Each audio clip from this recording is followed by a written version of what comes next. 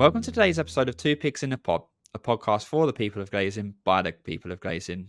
I'm George Lewis, editor at the People in Glazing Society, or more commonly known as PIGs, and I'll be your host.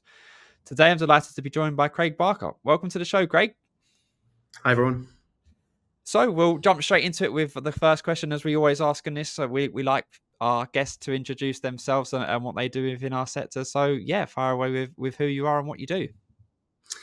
Well, I'm Craig Barker. I'm the founder and owner of Koobr, and I've been in business now for 21 years. And we do branding, graphic design, web design, and digital marketing. And we work in a range of sectors, and we bring a wealth of experience and transferable skills to the benefit of our clients. Nice. Well, obviously one of the talking points over the last few months within PIGs and within our sector is the fact that obviously the well-known marketing agency of Balls2 Marketing that work within the glazing sector has merged with your agency in Koobr. So how excited are you about that merger that happened a few months ago, and you know what makes it so interesting that you decided to go ahead with the merger? Extremely excited. First of all, I think we just need to blame Lucy Ball, Andy Ball's daughter. She was the one that introduced Andy and I. There was this opportunity to work in strategic partnership. We've got two agencies that had very complementary services, skill sets, and also teams, and it just seemed like a really good introduction. Then, I guess, following that period of strategic partnership, we just started talking, and it just seemed more and more like it made sense to merge. And if we look at the combination of the services for both companies, it creates a genuine full service agency. And actually, that's a bit rarer than people might believe in our world. This move also allowed Andy and Sarah to take a step back from day-to-day operations, but luckily we've still got them on hand for strategy and industry knowledge and things like that. And I've been told there's no getting rid of them anytime soon. So that's great. I don't think that's going to happen. Yeah, it's a good thing. And so what did you know? Obviously, that Balls2 Marketing has been in the glazing sector for a lot of years now. What did you know personally about the glazing sector before you started, or from Lucy? I think the short answer is not a lot. Whilst Koobr's got a wealth of experience in construction and manufacturing sectors, amongst others, we didn't have any direct experience in the glazing industry.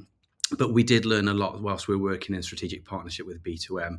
We worked on a range of projects, websites, SEO and PPC management, and that was for fabricators, installers, and the wider home improvement sector. So that collaborative experience gave us a great foundation. But then obviously we've got the B2M team on hand, and they've got many years of in-depth industry knowledge, and that's right at our fingertips. So whilst it's quite a new thing for us, the team's stronger than ever. Yeah. Is there anything you've sort of in the first few months of having them around you, the Balls2 Marketing team around you, that you thought, I didn't actually know that about I'm guessing there's probably more than a few that you've known, but is there anything that stands out that's wow, that's interesting? I don't know whether many people outside the glazing industry would call it interesting, but when you still start talking about tilt and turn and flush sash and powder coat finishes and all sorts of different things, to me, these are all terms that are quite new, and obviously within our team and within the glazing industry, there's a lot of interesting topics there. But if you start talking to somebody else about them, they might not think it was interesting. There's definitely a lot of terms and a lot of sort of acronyms as well that I'm sure you'll be well over in a year's time. If we're going to do this again, you'll be well up to it. You'll know all the acronyms and things like that. Absolutely. Either that, or I'll delegate to somebody who knows way more. Yeah, perfect. So obviously you got your first taste of the glazing sector as a whole, and sort of our PIGs in Bristol in June. Sort of what was your first impressions of PIGs itself, and the conversations that you had with people whilst you were there? To be honest, I was quite shocked at how friendly and inclusive it was. I went along to the event. I do a lot of business events, and I've met a lot of people over the years, and I was just hoping that I'd go to this event and not be seen like an outsider. But I've never been to a networking event where it was so easy to talk to new people, and I came away with new contacts, some great conversations, and actually some new friends as well. Yeah, it's amazing, isn't it? Like I've noticed that with PIGs that you can. I've had conversations since throughout the year of people saying I'm a bit worried. I don't really know anyone that's going should I still turn up? And I'm like, yeah, absolutely, because you will not feel like you're left out at all. You know, there. And the good thing is, which is something that Sarah's said about no name badges. You know, you don't know who you're talking to, but it could be a really good conversation that you have with someone that, like you said, you can get something out of it long term. You know, a good connection, or maybe even more. You know, from their point of view. It was bizarre, really. I mean, I went along, and it genuinely felt by the end of the night like you could have known people for a while. But when I walked through the door, the one chap, he actually thought he knew me. You know, oh, there's Craig, and it's like Yeah, he genuinely thought he knew me. And then we were looking through LinkedIn trying to figure out how we knew each other, and I don't think we did. It's just yeah, somehow I don't know. It was very odd. It was like we just clicked. yeah. I don't No, know whether he'd it's seen always me online or something, but I don't know. yeah. No, it is always good, and yeah, like I said, obviously I'm a bit biased working for pigs, but you know, I definitely get to an event to really, you know, show us what the industry is all about. And how have those impressions sort of changed over since you went to pigs in Bristol in June? You know, you were sort of not the merger hadn't happened yet and things like that. Like how has that changed now? Sort of your impressions of the industry as a whole. I don't think my impressions have changed a great deal. It's odd for me at the moment because, like, when I went to the first event, obviously Andy and Sarah and I knew what was going on for the last 7 months, but no one else did. So, how I introduced myself and how I talked to people, I had to be careful what I said back then because, you know, obviously it was not public knowledge then. So it's nice to be able to talk to people openly now. I think I'm a lot more familiar now with some of the brands and the names within the industry. And, you know, we've been to events since, like the Glass Times race day, and it was lovely to go there and already have familiar faces and people that I knew there. And I mean, I guess the way I feel now is I'm just really looking forward to building on these relationships and becoming an active participant in the glazing industry.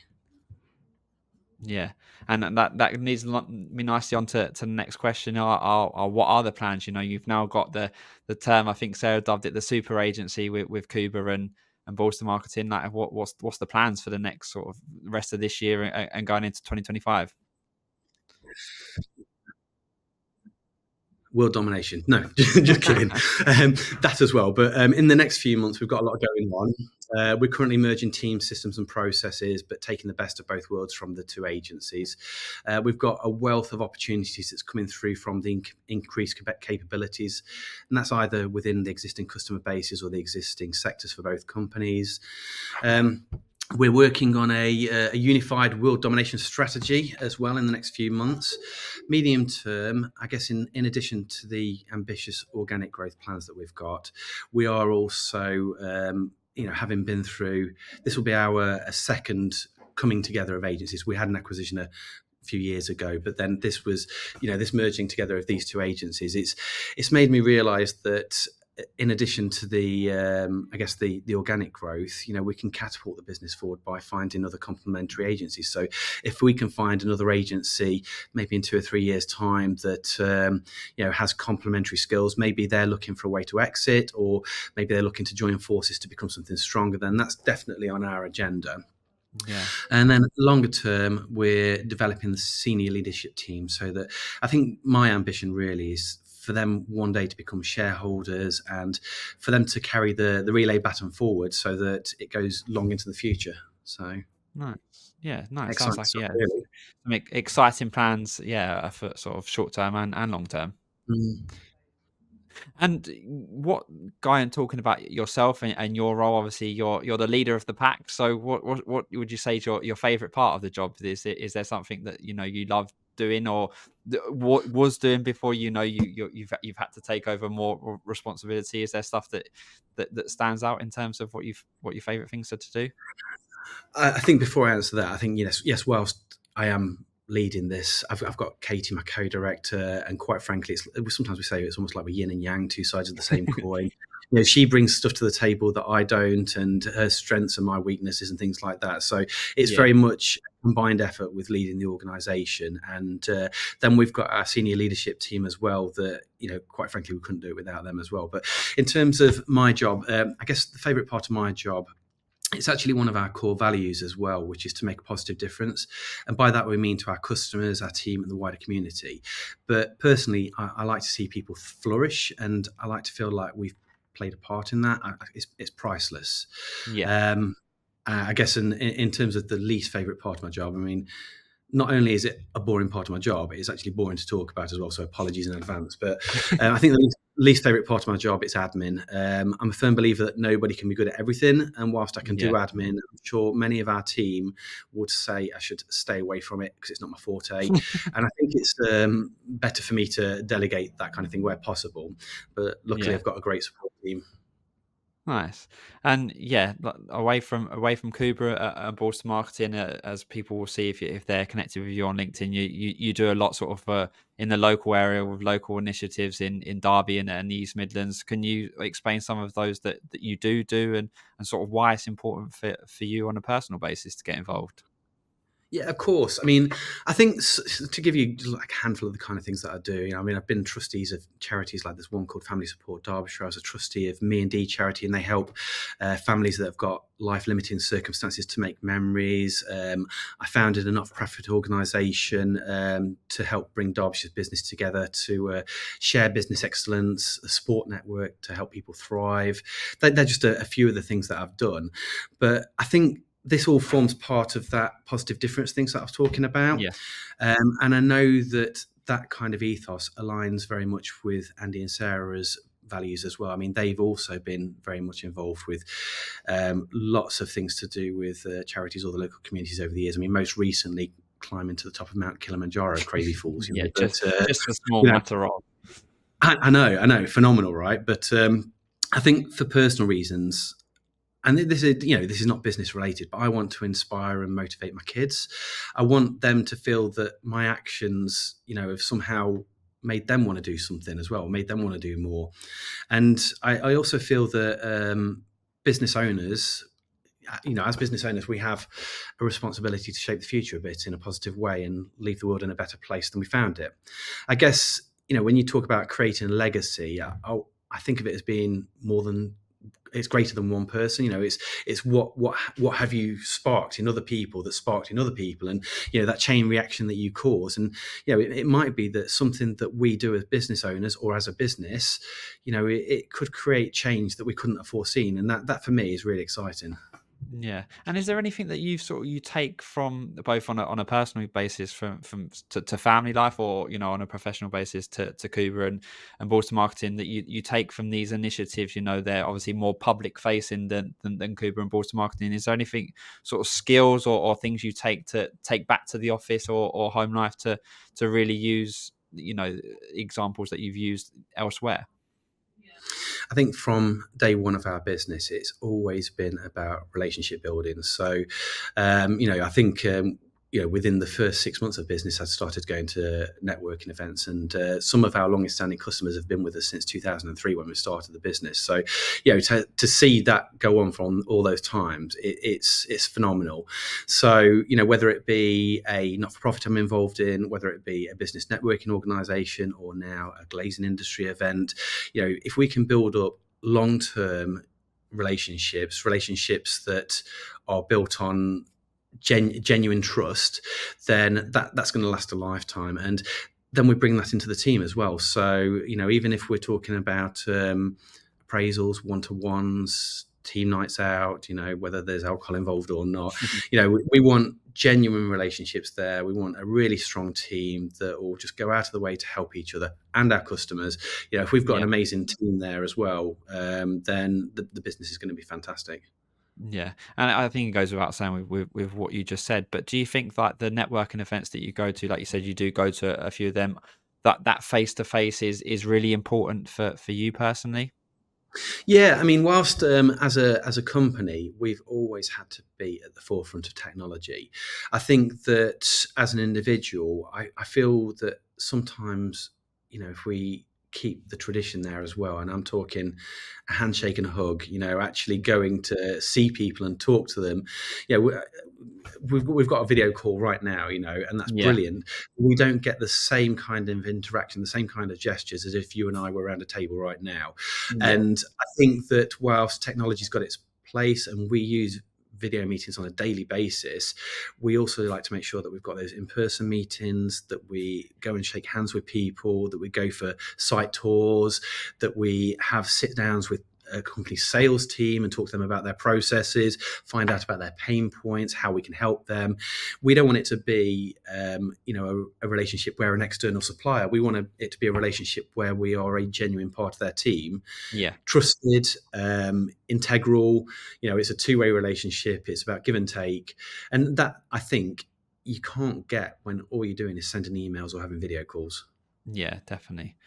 Yeah, and moving on to talk about your obviously your expertise. There'll be people here from not only your clients, but companies that are in our sector sort of maybe struggling with their marketing or getting their sort of their brand out there.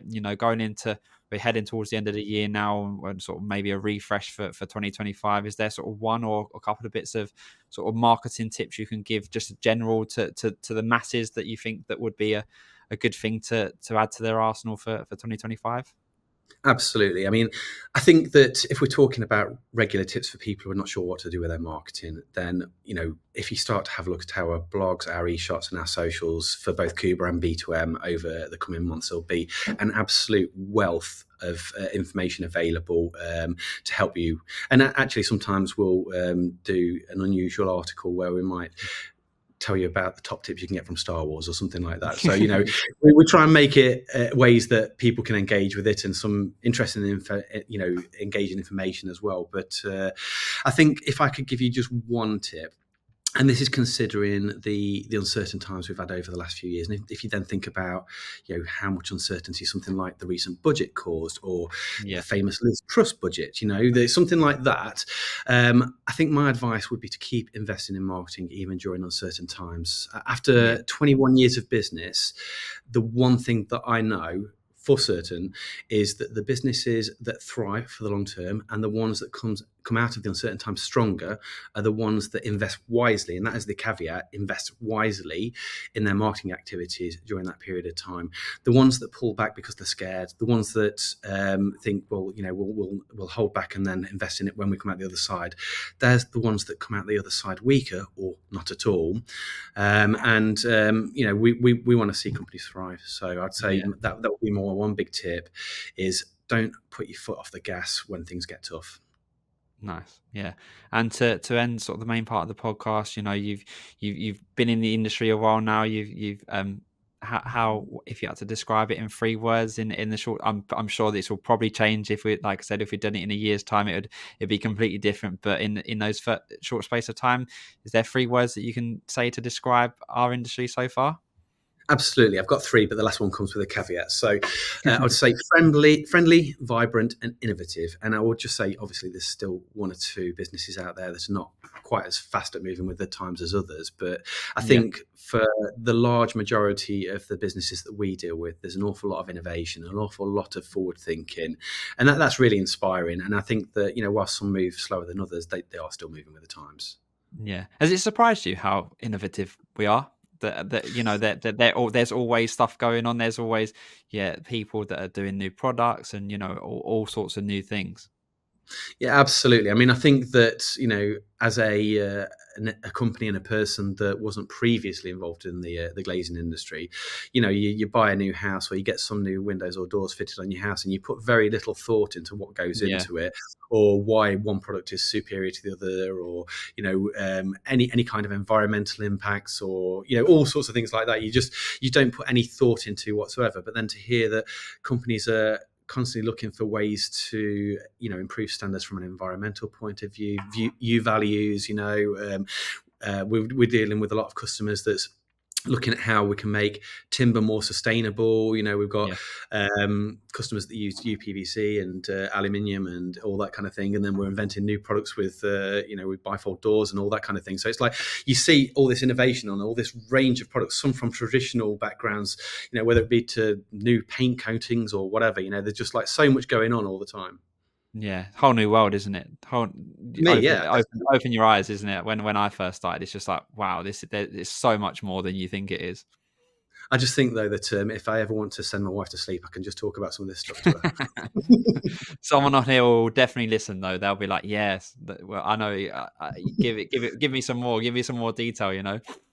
I don't know. I'm not so sure.